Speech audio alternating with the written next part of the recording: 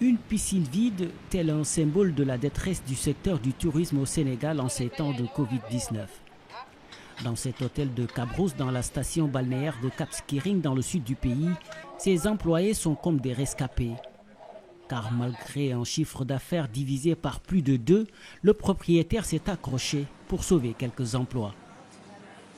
Ça n'a pas été très facile de subir cette baisse brutale d'activité. Il a fallu en plus faire attention au sort du personnel. On s'est arrangé pour employer le personnel en alternance parce qu'on ne pouvait pas garder une équipe trop importante avec un nombre restreint de clients. Les employés de cet hôtel se considèrent d'ailleurs comme des chanceux. Une chance que n'a pas eu Lamine Diop Sané. Ce guide touristique a tout perdu, son emploi, sa passion.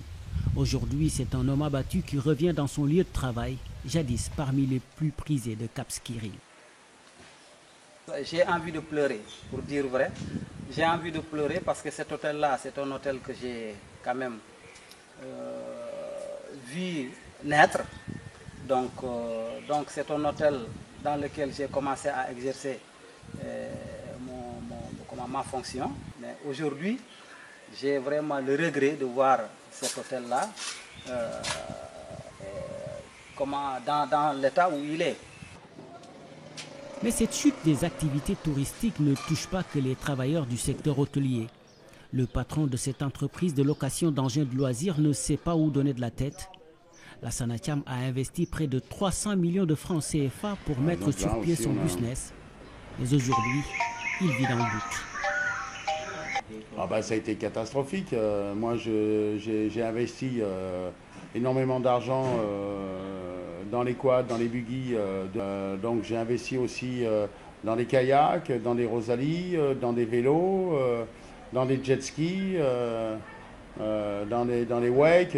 J'ai une base nautique complète, une base terrestre complète. Mais c'est pas viable actuellement économiquement, c'est pas possible. Donc on fait avec les moyens du bord. Et là, je suis en train de me poser des questions si je dois continuer ou fermer définitivement. Et c'est dans cette incertitude affligeante que vivent les acteurs du tourisme à Cap Skirring. Et ils sont loin d'être une exception au Sénégal.